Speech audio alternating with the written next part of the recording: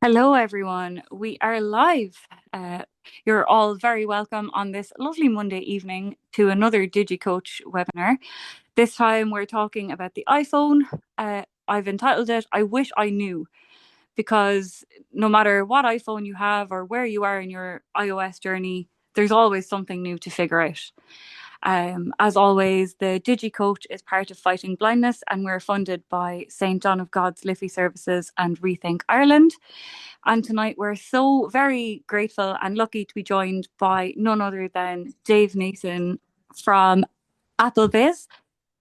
Dave is a well-known voice, and I'm sure you would have heard him on lots of different podcasts. But uh, Dave is going to put all of the Digi coaches. So there's myself, Jade, Stuart, Jackie, Ken, and Pat, and we're all going to be put through our paces by Dave tonight, talking about tips and tricks that we have that you may not have known about the iPhone. So, Dave, I'll hand over to you.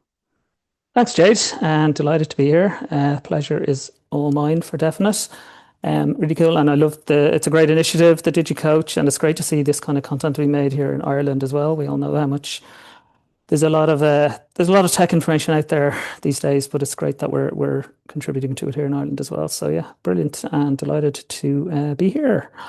And yeah, a great topic as well, because I think, like you said, there's so many things that, some of us have been using iPhones for, coming up on 2 decades now, and others might be only, 2 months. And we all have things we can learn. There's all not just new features, but even just things we didn't realize or hadn't been utilizing, and we can all learn a bit. So I think it's going to be a really interesting discussion, and I hope everybody, however experienced they are with iPhone or not at all, that everybody will learn something or pick up some tip that they like.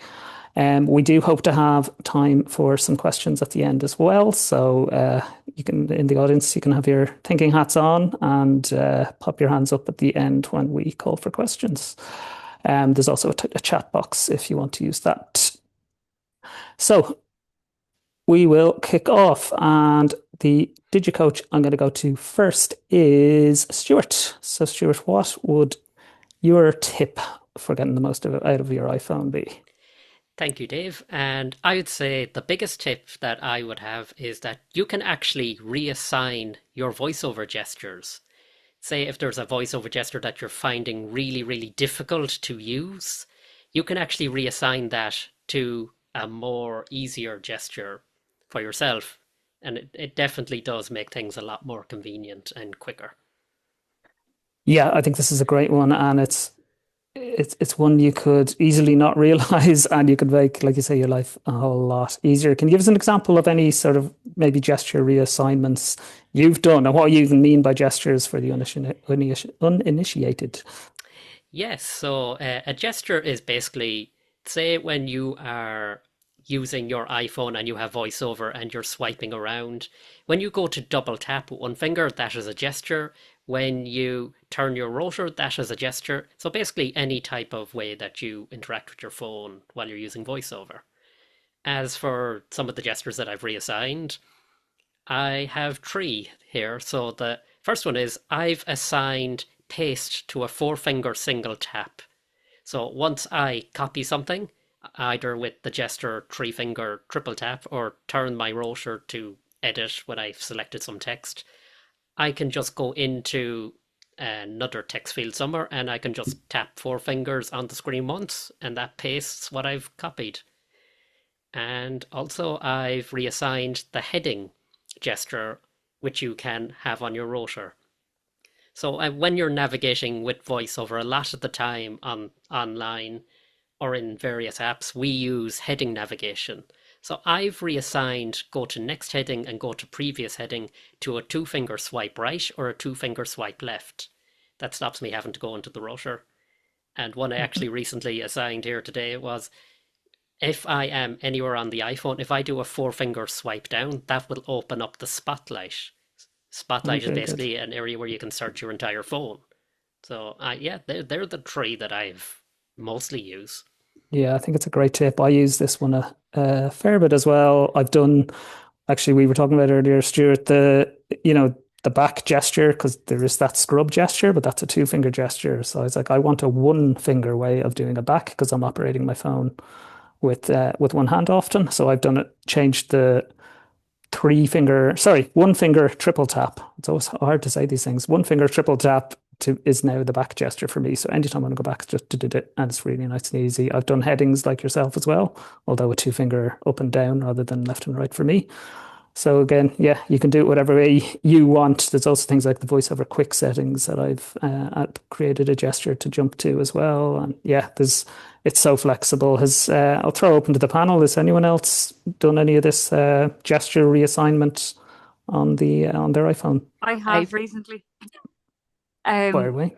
Because like people say, oh, you're digi coaches, but like I always say, we're still learning. And when Stuart mentioned it on a recent team meeting of ours, I was very blown away. So, like Stuart did, in order to paste something, instead of trying to find it in the rotor, I've now made a gesture for it. So it's very handy. Definitely. I think Jackie, were you about to jump in there? Because I had major surgery on my hand recently, so I literally only have two fingers functioning on my right hand. So every gesture I have is either using one finger or two fingers. I've completely taken out the 3 finger and 4 finger gestures. Copying and pasting. The kind of braille screen input is one finger triple tap, and a one finger quadruple tap is command mode. So it makes it a lot easier. That if people have dexterity issues, that it can, because a lot of people can't really, mightn't have 4 fingers. So it's brilliant for that. It is. And Stuart, how do you go about doing this? So to actually do this, you go into your iPhone settings app. You go down to your accessibility settings, which are below the general settings. You go to VoiceOver, which is the first option up there in your accessibility, and you scroll all the way down to commands. And in there, you'll see a lot of different things. You'll see Magic Tap, you'll see different commands like Braille commands. So you are looking for your touch commands. So in there, you will see all the VoiceOver gestures. You'll see what they can do, what they can't do. And there are some blank ones that you can just assign to things. So yeah, it's in there. Yeah, it's actually a nice way as well of just seeing a list of all of the gestures as well when you're learning iOS. It can, and some of them can be very surprising. Like I think it was last year that I discovered that 4 finger swipe left and right will actually get you to next and previous app without you having to open the app switcher. So that one kind of surprised me. Yeah, and then as you say, if you don't like that one, you can reassign it to something else. You could do it to a 2 finger swipe left and right as well instead. Yeah. So yeah, it's I think this is a great tip because it just allows you to set up the phone the way that works for you personally, and it's one of the things that's become, it's a sign of how mature the operating system and VoiceOver has become, that you have this amount of customization. So yeah, great tip. Does anyone else have anything to chime in on this one? Anyone else using it? David Ken here. On a recent team meeting, as Stuart has said and Jade earlier, 4 finger left and right, get the different apps when there's a lot of apps open. It's blowing my mind, to be honest. Before you were going back to the app switcher, whatever app is opening and tapping on it, whereas this is so much quicker. It's incredible. Yeah, especially if you're just flipping between two apps like Notes and Safari or something like that. You can have multiple apps open. It's actually, anyone try it out. It's incredible. Yeah, absolutely brilliant. Yeah, so that's a great tip, and thank you, Stuart, for that one. Thank you, Dave. And next, it's on to Jackie. So what surprise have you got for us? Mine just has to be the braille screen input. I tried braille screen input a number of years ago when I was like, what is the point of this? Could not make head nor tail of it. And now, because of the iOS 26, the slate and stylus, the reverse slate and stylus I would use, and again, I'm using one finger. I reassign gestures like in Stuart's previous bit. So they kind of send a message as a one swipe down, and to change words is a one swipe. So everything is using one finger, one or two fingers. And when I was casted, I was using the command mode to navigate around the phone. To go to, if I was on an app, I couldn't really bring up app switchers. I couldn't, because my cast was sitting off everything. So I'd command mode and I'd done hitch and swipe to the right and I went back home. So it's just using the braille dots to navigate through the phone for me, has made a massive difference.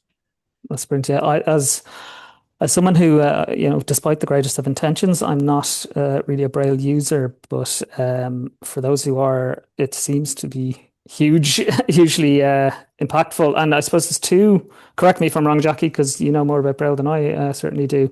I think there's kind of two main ways you might use the Braille screen input, in the sense that it's for typing, people use it instead of using the on-screen keyboard, but also then, like you said, for navigating the phone. Is that right? And do you use both?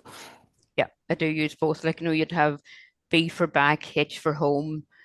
It has, so it's basically, because like I would have the Havel as well, so it's be the more or less the same gestures, and it's very simple. Like, you can't, like, it's very intuitive with how you put the dots. Like, if I'm say writing, say, well, I'll use H, but if I do dot one dot one dot, it's still putting on that one dot and then dot two and dot five. So it only took on one of the dots, one of the dot ones that and you can visualize it. I use the whole thing of the screen. Like 1, 2, 3 is down the left hand side, top left is 1, bottom left 6. There's 3, sorry, and then top right is 4 and bottom right is 6. So like it's the whole size of the screen I'm using, and it's so easy. Oh, so it's not necessarily a landscape mode and doing kind of Perkins style. You can actually, there's like, you've got the tabletop mode, you've away mode, and I was previously, Lou cannot have an access to fingers. I was using the away mode, which you put the screen away from you. It's kind of and then I could never figure out tabletop mode, and I still haven't figured out tabletop mode. But the one finger, the slate and style, is the mode now that I use all the time, both in inputting for text messages and for command mode. Oh, that's brilliant. Yes, so it's from that navigational point of view, and then I'm sure we all know the typing as well. Typing text message and stuff can be really frustrating for some people on the on-screen keyboard. I have good days and bad days myself. So people who are proficient in Braille, I'm sure, find that way easier. Yeah, and especially if you've got dexterity issues, it's fantastic. Yeah, absolutely. Are there any other Braille users on the panel today? I'm actually a Braille user. I only discovered it about 2 years ago, I believe. That's when I started my Braille journey, really. So yeah, I was about the exact same with Jackie about the Braille screen input. I was very kind of disparaging against it. I thought it was useless. It didn't seem to. It was just this annoying thing on my rotor half the time, until I really sat down and really decided to, all right, I'll give this a fair shake. And I was surprised, I have to say. And unlike Jackie, I actually really do like the tabletop mode, because you can just have it flash on your knees and just use it without having to hold your phone up and just basically just have it flash on your knees, and it can be quite good. And I do like the command mode as well, being able to navigate your phone. So yeah, that's basically Good. I quite enjoy it. Yeah, very good. Yeah, Braille, it's something that I think, to be fair to Apple now, like everything, there's bugs and things, but I think for the most part they've been pretty solid on Braille over the years, and in improving it and adding features like this, being able to navigate the actual phone. They've also added the Braille access this year as well, which I believe is kind of like, Jackie, again, correct me if I'm wrong, it's kind of like almost turning your iPhone into a note taker, is it? Yeah, and using it as well with the Braille display. You can kind of do more work with a Braille display on using the Braille access as well. Brilliant. But even, like you say, even without a Braille display, you're able to use a lot of your Braille skills just using the Braille screen input. So yeah, great tip. And if you're a Braille user proficiently already, or you're learning, either way, I think the iPhone is a great device for you. So yeah, brilliant. Thank you, Jackie. Okay. We'll go on to Pat, I believe, next. So yeah, Pat, what tip have you got? How you doing, Dave? Sorry, I didn't realize I was up next. Yeah, I suppose I'm more low vision, so I've been using iPhones for a long, long time, probably since they came out, and this one I've only discovered recently. Like I use the zoom feature quite a bit. I use the magnifier and the zoom feature the most, I guess, and screen readers. But we were just having a group discussion a few weeks back, and this speak on touch built into the Zoom. I didn't know it was there. Okay. Basically, the gesture that anyone that's familiar with using the Zoom, you can either use your three fingers double tap to activate Zoom or to switch it off again, and the three fingers double tap, leave it on the screen, slide up for increased magnification and down for decreased magnification. But using the controller, again, with dexterity issues and stuff like that, it was great because you can do all this with one finger. And what I didn't realize, when you double tap on the controller, if you change a setting within the settings, which I can go through with you in a sec, but basically it changes the double tap, which would automatically magnify, we'll say, or zoom in on the screen. Now it becomes a little hand with a finger on it. And once that's activated, you can tap either a line or a paragraph or whatever piece of text anywhere on the screen, and it'll read it to you. What I was doing prior to that was, selecting text and going into the option, having to go through a menu, going through the option of having it read. This is so convenient for reading text messages, emails, whatever, WhatsApp messages. Really, really helpful. I have no idea how long that feature is there. It was just purely discovered by accident. Really useful. They're the best ones, aren't they? Yeah, that's brilliant. I'm delighted we have something for low vision here as well, because I'm even conscious of it over on Apple Viz sometimes, is that it's the conversations can be very dominated by the VoiceOver side of the house, and there's an awful lot of low vision users out there who need to use these tools, and that's a great one. And I don't know, do you use Zoom text on PC as well? And is it kind of that idea that where you can have limited, it's almost like a limited screen reader, because as a low vision person, you still want some level of speech sometimes, or some people do. Yeah. So I just find it's replacing. Well, I use a Mac as well, so I just find generally the magnification and just selecting and speak is what I use mostly. But certainly on the iPhone, this is a game changer for me, because I'm constantly highlighting text and having it read, and it's a bit messy, whereas this is very, very straightforward. Yeah, makes sense for a touchscreen. Yeah, that's a great tip. And are you as well, or would you use I think they brought it in maybe 2 or 3 years ago, per app settings, so you can have different kind of low vision settings set up for different apps. Have you used that at all? Yeah, well, I tend to just use it in the settings when you have a particular app open. You can slide down into the control panel if you like, and you can change the text in there, and it'll remember it. So if, for example, I'll have it quite big for the email, and I might need it as big for other things. So what I love about it is, as you said, it does, just depending on what app you're using, you can set it differently. Yeah, I think it's brilliant. And even things like color contrast changes that you might make, like color invert or something, you might need it in, I don't know, Safari, but not need it in Spotify or whatever the case may be. Yeah. So absolutely brilliant. I don't think anyone else on the panel is a low vision user of these features, are they? I used to be. I like, and this is something. So for years I was able to use my iPhone without VoiceOver until about maybe 5 years ago, when my sight started to deteriorate. So now I'm hearing about all these things and I'm going, I really wish they were there when I was using magnification, because it would have made things a lot easier. Definitely, yeah. I had similar to a couple of years ago for low vision as well. Something Apple added was it last year or the year before, a sort of a magnifier feature that, like, you can use your iPhone to be like reading the blackboard in school or in college or what have you, that kind of thing, and have it come up on your screen. I was like, I wish you had that when I was in college. Yeah. So hopefully people hearing this will kind of dig into those settings, like you say there, Pat, like you didn't know it was there until you kind of stumbled upon it. So hopefully people will kind of, one of the lessons people take away from this is go into those settings and have a dig around and see what's in there, because Apple are very good at adding features. They're actually not that good at telling us that they've added the features beyond their kind of, maybe if you catch the marketing around the summer or whatever when this thing comes out. But in terms of on the phone, you don't get a big splash screen saying, "Hey, check out all the new accessibility features we've added," or check out the new feature in Zoom. So yeah, going in there every now and then and having a look around is definitely good. Like I finally just like went into the settings and the accessibility and then the Zoom settings, and it's in there on the controller, assign action feature in there. And like that, as you say, there's so many different things available.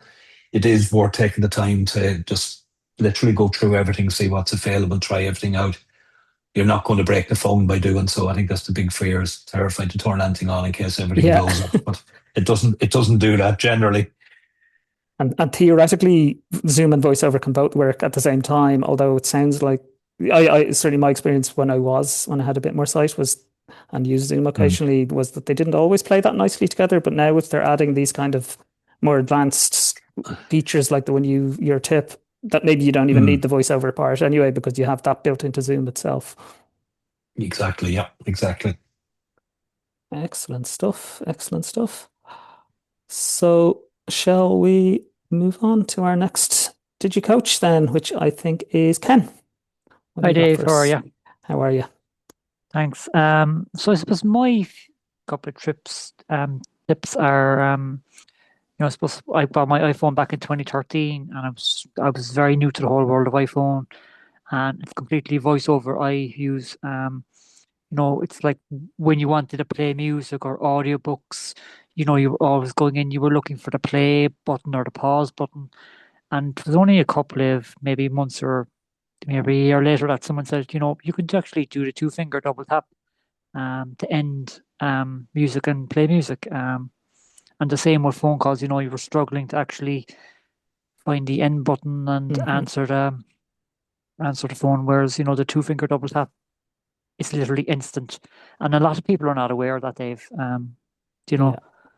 So it's it's great. It can be annoying though sometimes when you're dictating a message and you do a quick you do a gesture too much and you're playing your music and then you're trying to stop it. But I believe you can remove that or turn that off. Yeah. I think as far as I know. But it's a great tip. Very cool. And as well, I'd have someone using my phone and I'd be there trying to turn off VoiceOver to go into the settings and turn it off, and I'd be getting them to turn it back on again for me in the accessibility.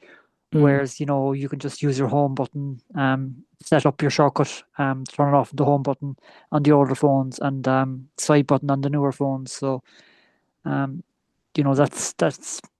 gives you the freedom to turn it on and off for yourself, for rather than giving it to someone if they need to use your phone or do something for you.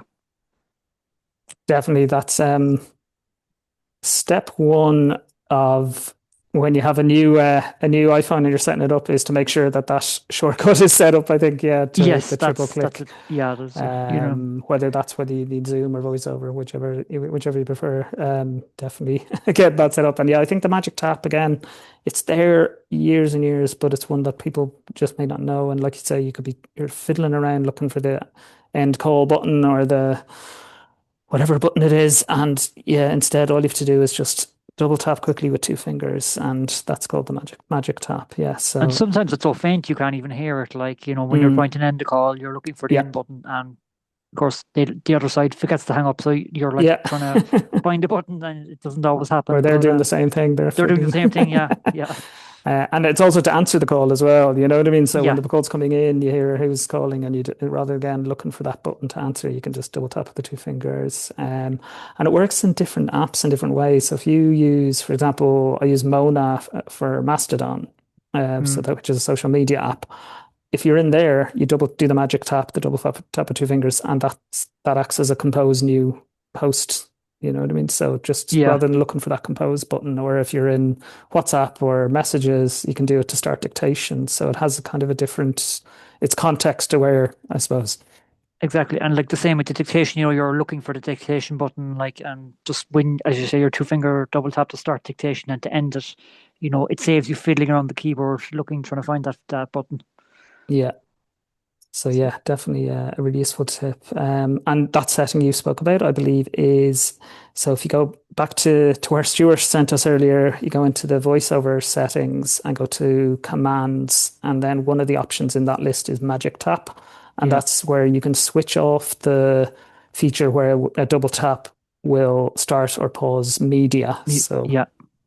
because if you find, some people do find, I was just trying to end a call there and instead you started playing this audiobook. Yeah, it's annoying. Yeah. So to avoid, if you are finding that you're accidentally starting or ending or playing or pausing music or something, you can go in there to switch that aspect of it off, and it'll still work for answering phone calls and all the rest of it. So Yeah. Any other big fans of that one, or did anyone else on the panel not know about that one before recently, or do they remember kind of discovering it and having that kind of aha moment with this one? I'd say yes. Oh, it's like go on, Jackie. You can go ahead. No, for the magic tap thing, Mm. I thank the Apple gods when you could turn that off for media, because I was like, I literally didn't play audiobooks or radio stations or anything, because I was going to be in somewhere quiet, answer a call, and music was going to blare out, or an audiobook, and then the two finger double tap never works to stop it. Never you need it to. So I was delighted that gesture, that option came in. That could be two finger double tap to answer a call, two finger double tap, and it also means that if you're annoyed with somebody, you just want to hang up the phone. You don't have to be swiping for the end button. It really it really makes the sign that you're at the phone, double tap, you're hung up, rather than huffing and puffing and looking for the end button, and it just So if takes you're on the away the phone to annoyance. Jackie, you'll know what happened when she just disappeared.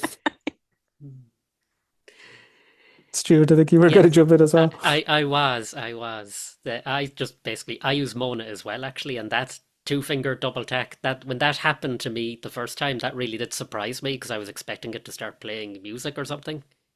So yeah, when it automatically opened up a new post, I was very surprised. So it's quite nice. It's quite nice. It's a great one when developers kind of think of a good way to use it in their app. Basically, it's just that is quite a good app, I have to say. Indeed, great stuff. So yeah, I think another really good tip there. So yeah, I think last but certainly not least, we have Jade. So I thought you were going to forget me. I thought I was getting away with it. Not at all. We can't have that. Yeah, I'm going to take you down a completely different route. I'm not even going to go for the VoiceOver or Braille or anything like that. Excellent. So a couple of weeks ago, I was having a major annoying moment where now when you sign into Disney Plus or any app like that, you have to scan a QR code. Mm-hmm. And I was getting really frustrated. I was trying to open the camera, trying to get it to detect the QR code so I could sign in. And thanks to Stuart Lawler, who said to me, why are you doing that? And why don't you just ask Siri to open Code Scanner? And I said, what? What is this? So for me, that's the biggest game changer for me, because as everybody knows, you go into a restaurant now and there's QR codes on the table, or, there might be a QR code for, I don't know, a bus timetable, or they're everywhere. Like there's no escaping them anymore. So for me not to have to go into the camera and try to detect the QR code using the camera, that the code scanner will just find the code and scan it for you. Mm-hmm. For me anyway, it's an eye-opener, because like even with my daughter, she's in senior infants, and they use an app called Seesaw, and every time we need to sign into Seesaw, I can't get the QR code detected properly. Yeah. So it's absolutely fantastic. It's a great tip, and I think it's probably the one out of all you guys' tips that is most likely to be one that more people didn't know about. I think because Well, as I said, I have to thank Stuart Lawler, because to be fair, it was a hidden one for me, and only for I was told about it. I don't think I'd have even found it, because I haven't seen the app on my home screen or anything, so I wouldn't have known it was there. Yeah, it's not kind of showing by default, and it may be in your control center, but it may not be. You may have to add it. So I think if, like, I keep it in the control center anyway. I don't know about you, Jade. No, I literally keep it hidden and I just say, "Hey Siri, open control scanner." Okay, very good. Or open code scanner, and then it works. That's actually something I need to remember to do more is actually use Siri. But that has its challenges too. But yeah, I have the code scanner in my control center as well. So you can hit edit controls and then go to add, and QR code scanner will be one of the options, and you can just have it there. And so, like I said, Jade, like when you try to do it with the camera, it'll go QR code detected, and then you're trying to swipe to it. And then you're You're like, but where is it though? Or then it gives you the options, like it says open in Safari, or you know, it'll give. Whereas when you use the code scanner, it automatically just like brings you into, like, say for example, the Disney Plus login screen. Yeah. And a little actually sub tip, certainly an issue I had before. The only issue I had with the QR code scanner was it doesn't bring it up in main Safari. It brings it up in its own sort of just one screen kind of thing, doesn't it? And I had one app I was trying to use it to sign in for. It wasn't working, but when I hit there's a button at the bottom that says open in Safari, and then it worked. So if you do use the code scanner and for some reason the website isn't working properly, just select that open in Safari button and you'll be grand. Perfect. I didn't know that. See, I've learned something new myself. Yeah, I ran into that once. But generally, yeah, I think it's a really good tip because it's so much easier to do for whatever reason. When you're in the camera, like I say, it'll tell you QR code is selected, but you're supposed to swipe to it somehow, and it's really unclear how you actually get it to scan and open the thing. That's the thing. Like it was saying, so when you scanned it with the camera app, it was saying text detected, QR code detected. And then when you go to swipe to say detect QR code, suddenly it would vanish off the screen. Yeah. Whereas this one will just go ding, ding, and it seems to be really good at doing it. Like it seems to be really quick. Yeah, so it's a great tip, and yeah, you can get it to it whatever way you want, be it Siri, or you can put it as a kind of little thing on your home screen, I think, or you can put it in your control center, wherever you want to put it for easy access. You can, and yeah, we're using QR codes everywhere now. So whether it's signing into Disney Plus, like I say, or in restaurant menus and all the rest of it, where these QR codes are. Yeah, great tip. Did anyone else not know about this before we planned for this? To be honest, I didn't know about the QR scanner until Jade told me a few months ago, because when Apple gave the ability to edit your control center, I cleared absolutely everything off that control center and completely recustomized it to how I liked it. And I believe Code Scanner was in there by default. And so once it was gone, I didn't even think about it. And once she brought it up, I was like, wait, what's this app? So, so yeah, I was completely surprised and pleasantly surprised, definitely, that it exists. Yeah, it's a great example of these little tools that are on the phone, that there's just so much now on the phone that you can't know everything. Yes, like the compass and the measuring and everything like that, they're all hidden away, and you'd never think that you could do them with the phone. Yeah, and same on there's a magnifier app, like, so people are using other apps like Seeing AI and all these things, but there's actually a built-in app called Magnifier that has things like text detection and people detection, all this door detection, all these kind of things that they're not front and center there, so you mightn't even know if you don't go looking. That's true. I told someone about the magnifier once when they were using the camera, and I literally think I changed their life, because they were the camera was so fuzzy, and then once I told them about the magnifier, they were going around spying through windows, and I was like, maybe I should not have told you about the magnifier app. I was definitely very happy to inform them about it. Great stuff. Yes, I think they're all really good tips, and hopefully, people have will walk away with kind of things to go looking for, whether it's the general lesson of go and dig around your phone a little bit and find things, or some of these specific tips will be useful to people, I'm sure. Dave, can I throw the question to you? Have you got any tips you might have that we wouldn't necessarily know about? I've got a couple. One is my sort of default one that people might have heard me talk about elsewhere before, but I'll quickly mention, is text expansion, or the keyboard shortcuts, where you can set up little 2 or 3 character, or as much as you want, but it can be as little as 2 characters. And then you hit spacebar and it'll expand out into a word or a phrase or an entire paragraph if you want. So I have things like I just type a couple of letters and press space, and it turns into my email address or my home address or directions to my house. You know what I mean? I just type DIR1 space, and it turns into a version of how to get to my house that I send to a friend or a taxi driver or what have you. So I think it's in, if you go to settings and then settings, general, keyboard, and then I think it's called keyboard shortcuts. Text replacement at the Text very replacement. top. Thank you, Stuart. Yeah. Text replacement, and yeah, you can type in what you want your shortcut to be and what you want it to turn into, and I absolutely love that one. Another thing, I was actually playing with my phone. I might even do a video on this shortly, a video and podcast for Apple Viz on it, which is just some of the kind of flexibility or the options that you have in the Safari browser on iPhone with VoiceOver. So for one thing, you can move your address bar. You can have it at the top or the bottom, and you can have it kind of more expanded with all the buttons out available to you, or you can have a compact view where you have to open things up a bit more. So that's one part of it. But the other is there's lots of things that if you're in Safari and you're on the toolbars, the address bar, the back button, the bookmarks button, all of these things, they all have a lot of hidden controls underneath them. So if you like tap and hold or do either the double tap and hold or the triple tap by default, if you haven't changed it like I have, it will like bring up another menu. Or if you use the actions menu in the router, it'll have a load of different options in it. And I just discovered how much is in there. Even there's a button called page settings.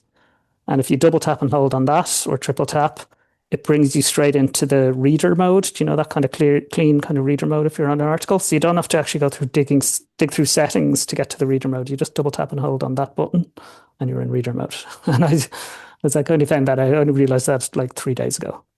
Is that the one where you can resize the web page, make it bigger or smaller and stuff like that? Because I do find sometimes if you make a website smaller, it does actually make it a little more accessible because some of the buttons are actually pushed off the page.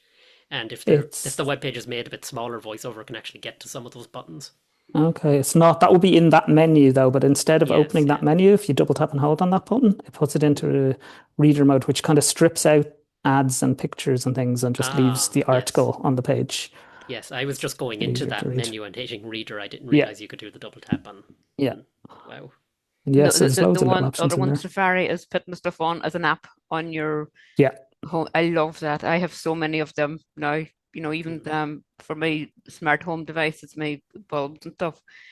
I have it as a separate. It looks like a separate app, but that's a web page.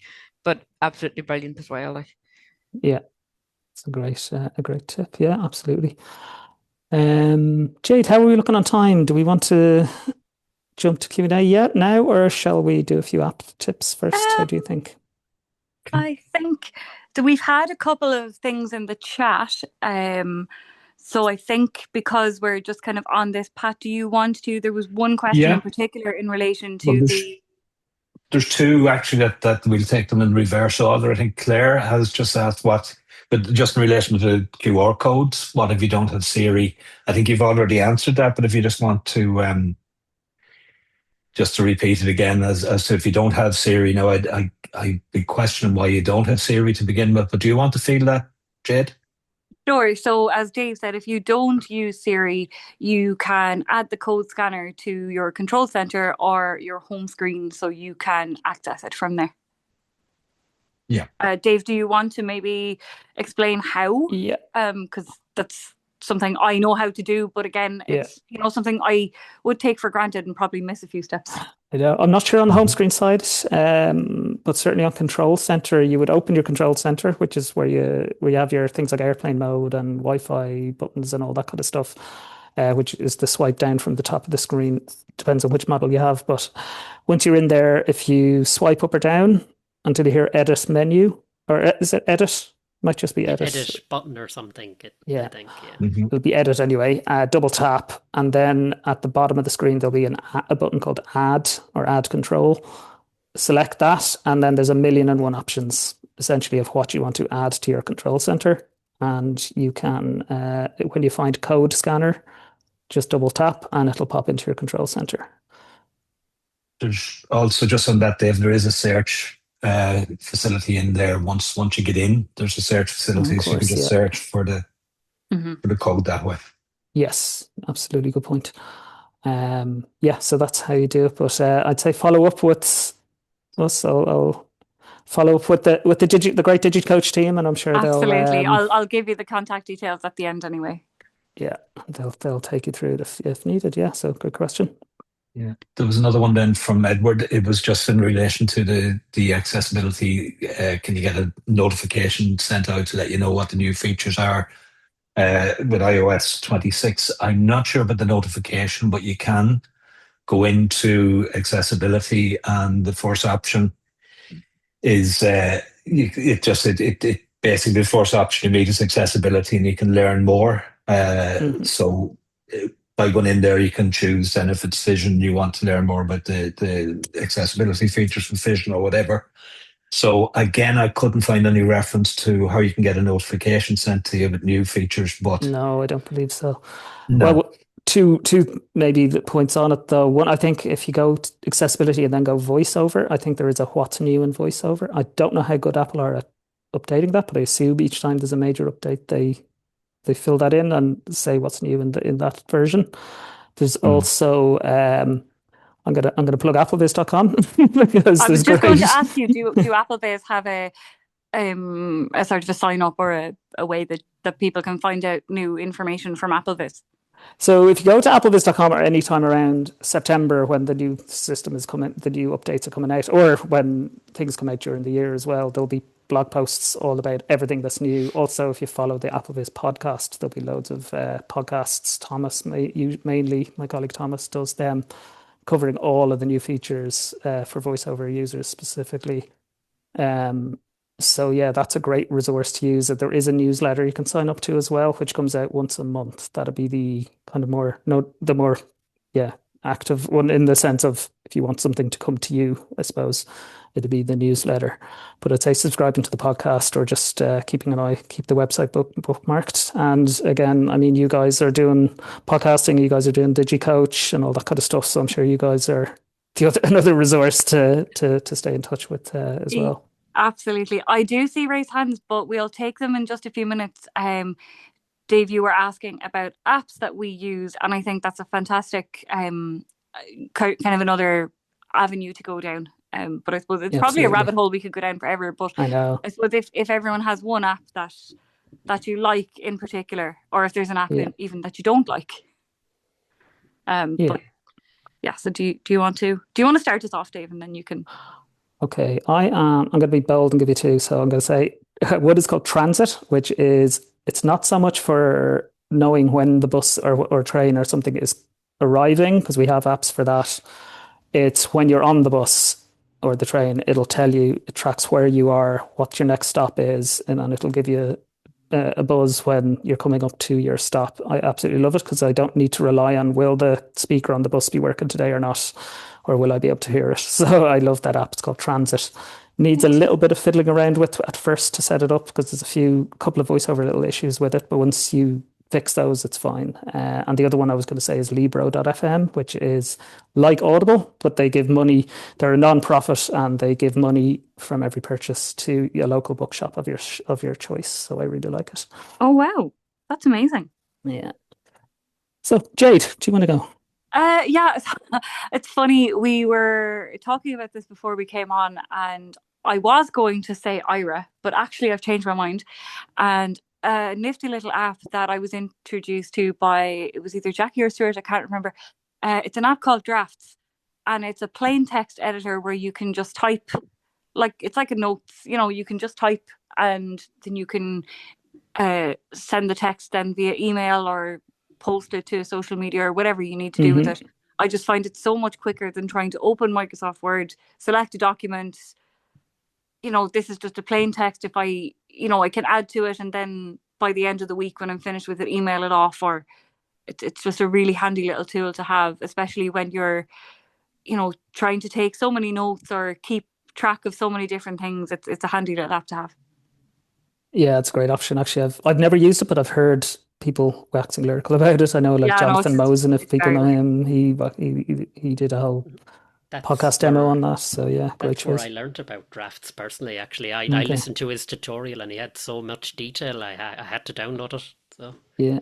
Well, since your microphone's up, Stuart, do you want to give us an app? I guess I should have stayed quiet, should I? Well, yes, no. Just a quick thing as regards drafts. I love drafts so much. I actually put it on my back tap. So if I do a Oh, wow. double tap with the one finger, it opens a new draft. But yeah, as for my Another app, customized gesture. yes, another customized gesture tip. Yeah, you could do that with iOS shortcuts, but iOS shortcuts could be a whole nother webinar, so we won't go down there. And yeah, I tend to break phones when I make iOS shortcuts. So, okay, okay. My app for this webinar would be Scribe Me. Recently, I've discovered this app. It's it's basically, you can, if you have inaccessible PDFs, you can go into Scribe Me and you can upload them there, and they put all text on your images. They make all headings. They make everything accessible, and I do quite like that. And they have another little feature called Live Assist, which is basically like using Google Gemini through camera mode or whatever. But I don't know what AI they use, but it is very, very accurate. And recently they have been baiting it on the Meta glasses. And to be honest, that is a game changer. If you could have apps that are very, very quick at giving you descriptions without you having to be constantly asking them, that is absolutely amazing. So And is it every 5 seconds, or is it every 10 seconds, or does it kind of update, or do you tell it what you want, or how does it work? It basically, it starts off talking, and then you can ask it specific things as it's talking. It gives it's nearly like getting audio to script as you're walking, I'd say, and it might be 2 or 3 seconds of a delay. I'd say it depends on your Wi-Fi or your mobile data. But the one thing I would say, if you're using it through like the Meta glasses or something like that, it does really kill the battery. I can imagine, yeah. Yes, because it's using your camera constantly taking however many pictures a minute. Yeah, but if you want to use it for a specific task, help me, at a particular, you're out trying to do a particular task, I guess, or tell me when you see X, You can. I have seen people say that they have been able to get it to do that, say, tell me when a person comes into view, and it say a person has come into view. So I know it can do that. Brilliant. So Scribe Me, yeah, it's yet another one of these AI apps that there's so many great ones there now, but it definitely does sound like an interesting one to check out. And I think that Live AI, it's something Be My Eyes promised quite a while back, but it didn't come to fruition yet, but hopefully it will. But yeah, we'll start seeing it in more apps as well, I hope. Brilliant. Pat, do you want to go? Do you have an app you wanted to? Well, I'm keeping very much the I wish I knew kind of thing. The Seeing AI, I would have found, it's an old app, Seeing AI, obviously. It was one of those ones I found was, at the time revolutionary, but I feel the simpler the better now. And mostly anything that was found in there is found in the magnifier and found in the built-in, if you like, accessibility features. So I think, yeah, I don't know if they've improved these things a lot over the years, obviously, but I wish I knew what was coming. Maybe that's the best. So, yeah, no, I'm afraid I don't use third-party apps really at all. I find for low vision, I find what's built in is most effective mostly. Good stuff. How about you, Ken? Do you have any app, be it an accessibility app or just a general app that you'd... So following up from Pat, I'm going to talk about Be My Eyes. Like Seeing AI was great in the day when I started using it, to be honest, but I feel it's trying to pack too much into it now. But Be My Eyes, I use that regularly, whether it's the Microsoft disability answer desk, Sky, as when you worked for them,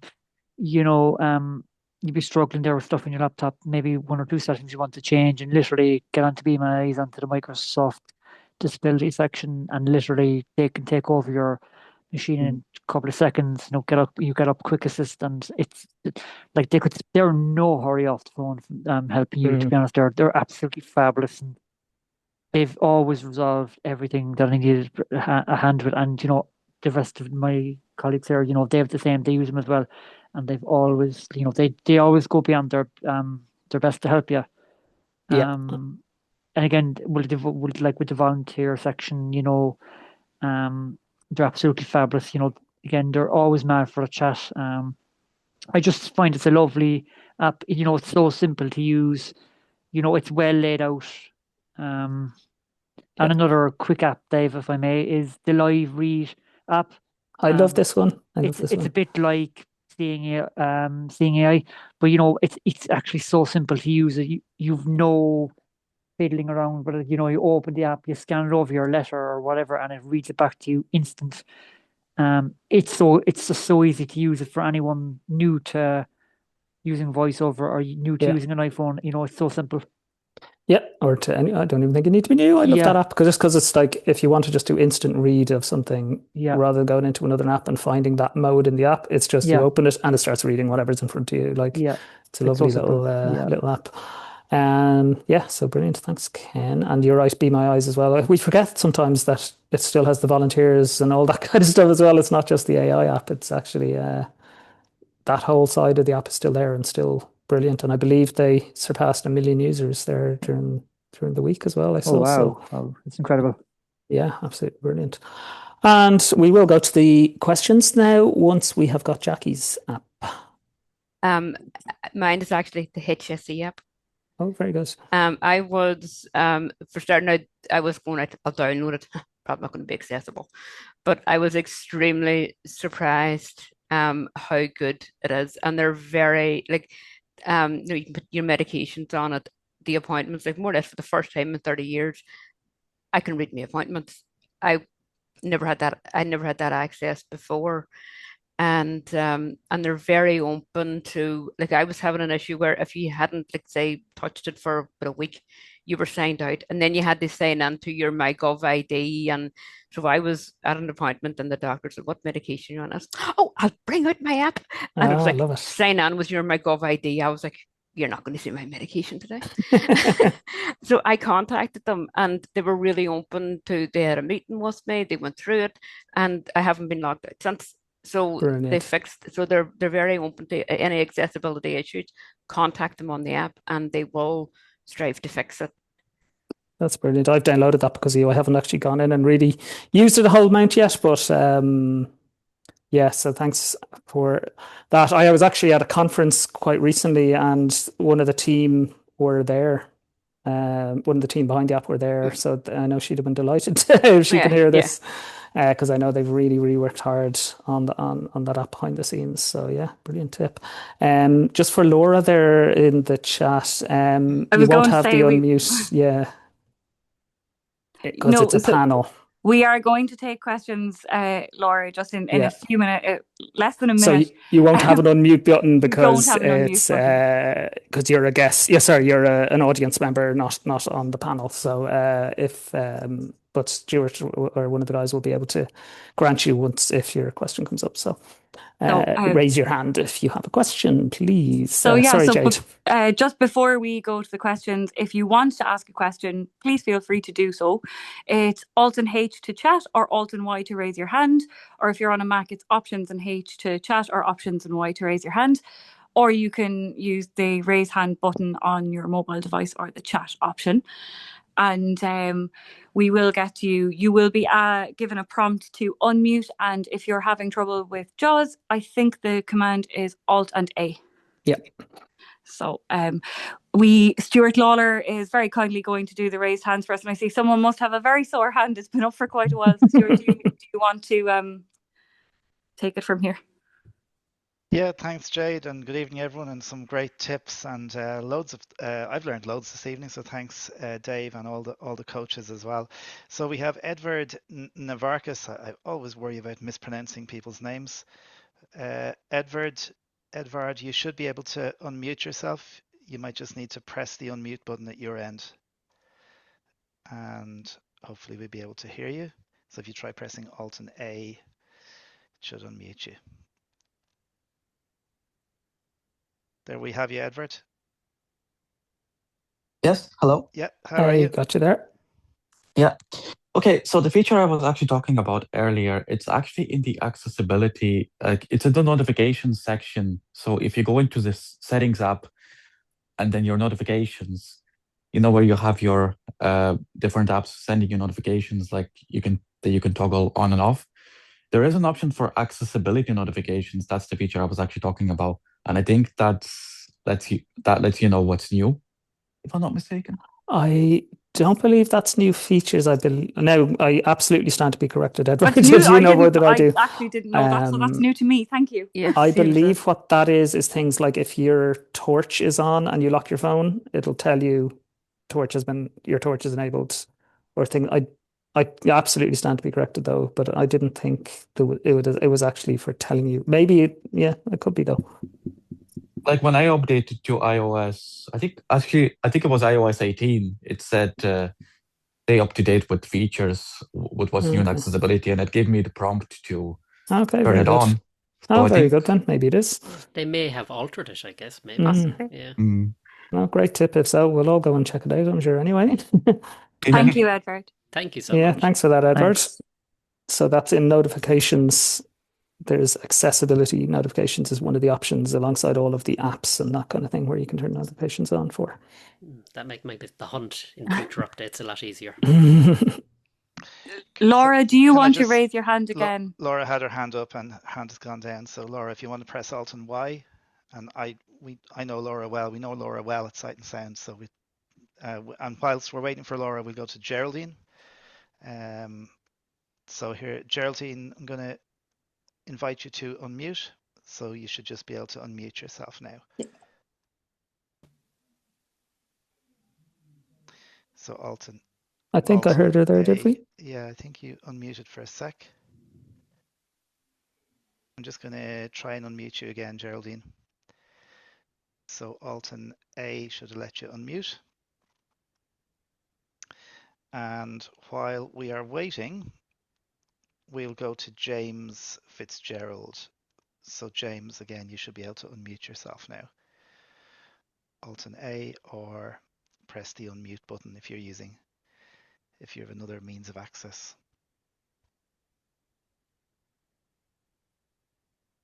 So James, if you want to try unmuting, or Geraldine. Laura's hand is back up. Laura's hand is there. Well, let's try Laura. We're third time lucky. So Laura, your screen reader might ask you to unmute, and you can press Alt and A, or even the space bar should do it for you at this point.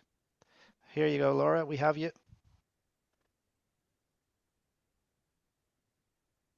Can you hear us, Laura? So I don't think Laura is hearing us. Hello. Somebody's come through there. James. Hello. James has come through. James. Hi. You were talking there about the QR code thing. Mm-hmm. Yeah.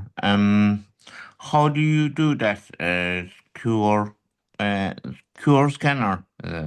And you were saying about that you can put it on the control panel. Yeah, so you can put it on. Because I used to be using the camera as well. I was trying to use the camera and turn on the camera and try to find, as I say, trying to find it says QR code detected. Yeah, it's very annoying. Yeah. But do you use Siri, James?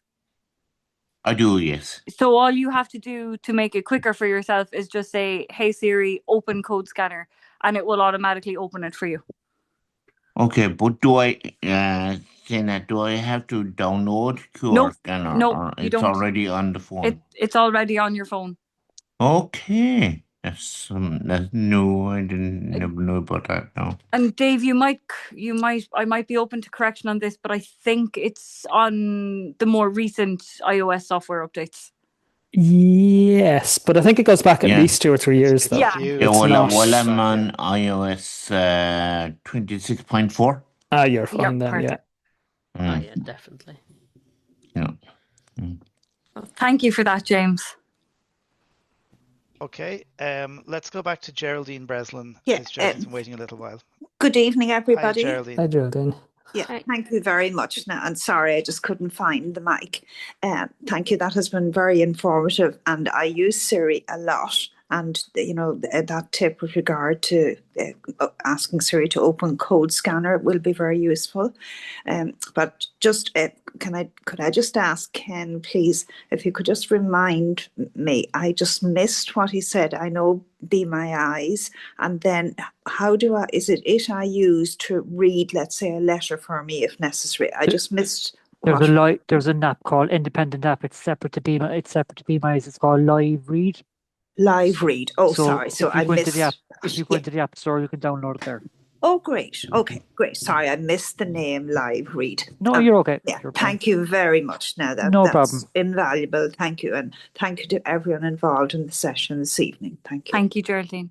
Thanks. Thank you. Thanks, Thank you. Geraldine. Hopefully we'll be able to put some sort of a post together, Jade, will we? I With was all just of the going to links. say that I've done it for previous webinars, so because I think people will find it useful, I will collate a list of all the features and apps that we've mentioned here, and also anyone who's attended will get a link to watch the webinar back on YouTube. So Jade, I don't have any more raised hands at present, so just if anyone else wants to have a last chance to there put you their go. hand up. John Action has raised hand.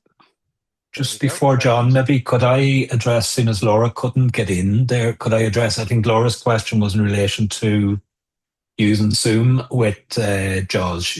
Does it work with JAWS, or I don't? Yeah, so I answered she couldn't unmute herself. That was the problem. So she it's Alt and A is the command for unmuting. It's also worth saying that it's really not for the subject topic of this webinar, but there have been some changes to Zoom very lately. So some of the shortcut keys are broken at present, and that might be one of them. But of course, it depends what version of Zoom you're on. So look, let's go to John, and then let's go to Roisin, because there's two people waiting to have hands. So John, perfect. You should be able to unmute yourself. You should receive a little alert to unmute yourself. If you'd like to try, and I'll just send you an unmute request again, just in case. Hiya, John, we have you. Oh, I have it. Yeah, I didn't know. I was toggling in and out. Yeah, good evening. Great webinar. Very good. I really picked up some stuff there, in particular the transit, which I hope I will find it useful, because I have passed my designation station a few times. Yeah, one I found very useful I'd like to share with the group here is the Siri shortcuts. And that's nice, where you can sort of say, describe, and it's brilliant. I use it for save marker on the soundscape, and I set it up that way. And you can do various things with the shortcuts, which I find it useful. I know it isn't just an observation more than a question. I've no real question. I'm just learning here tonight.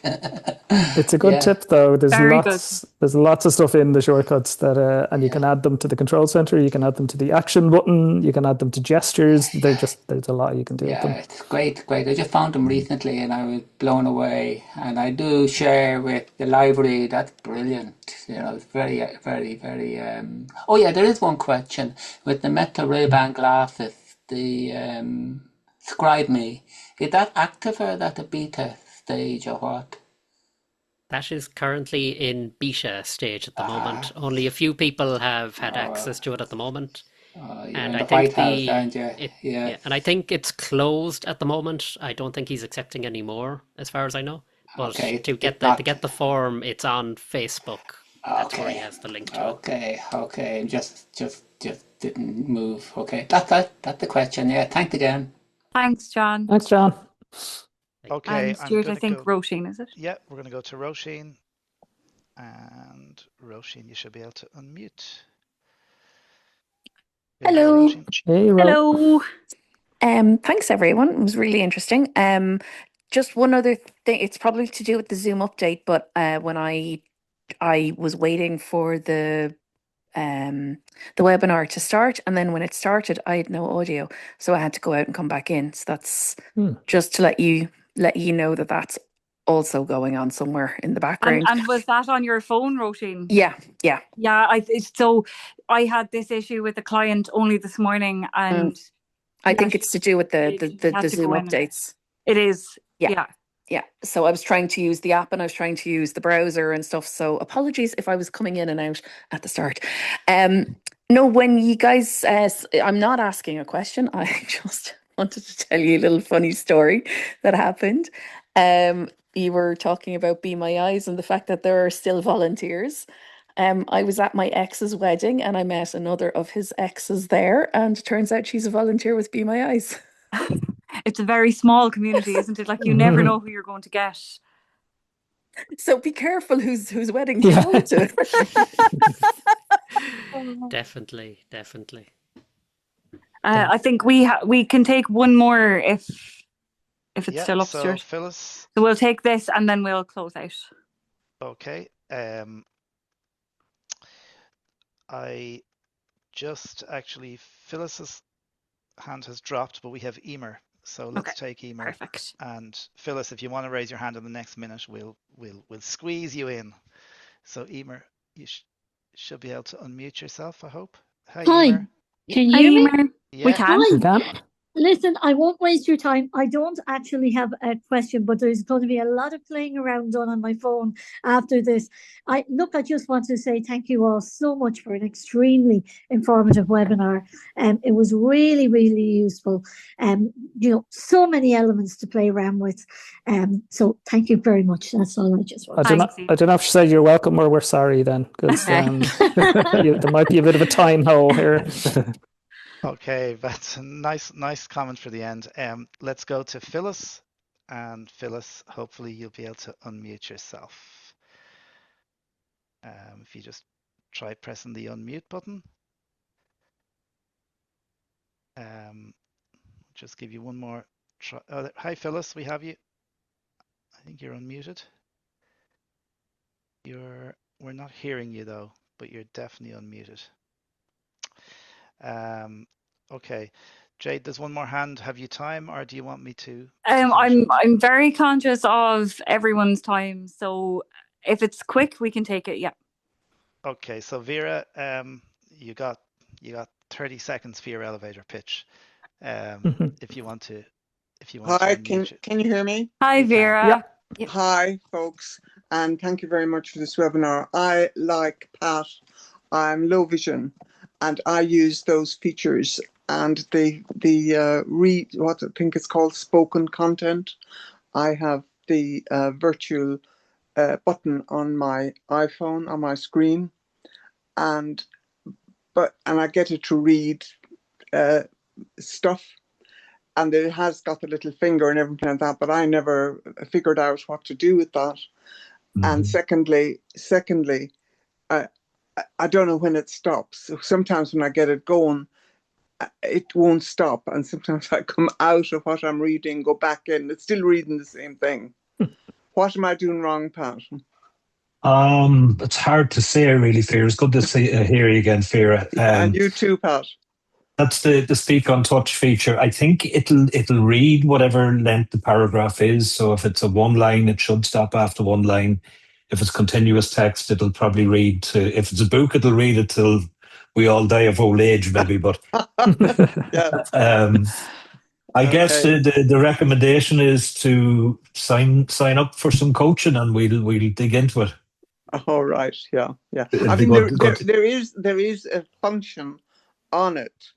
There is a function on it, the two forward arrows with a stop, a straight line in front at the back of that, and that should stop the article. But I think what it's a different feature, Vera. This one, it's within the controller, and you double tap the controller and the hand will appear.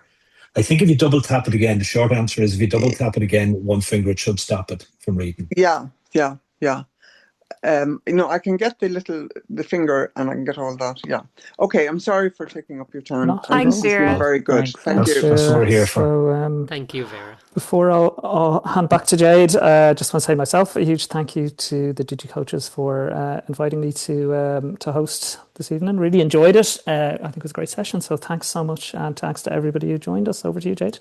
Thanks, Dave. On behalf of all of us here at the DigiCoach team, we want to thank Dave for hosting. Thank you, Stuart Lawler, for managing the raised hands for us. I'm aware that a few people have raised hands, but unfortunately we don't have time for any more questions. We have gone well over the hour, so I do apologise, but it's been a fantastic webinar. And just again, I will put together a list of all of the features and apps that we mentioned tonight, and they will go out when the YouTube link goes out in about 5 or 6 days' time. And yeah, so thank you very much, everyone, for coming. Again, the DigiCoach project is funded by St John of God's Liffey Services and Rethink Ireland.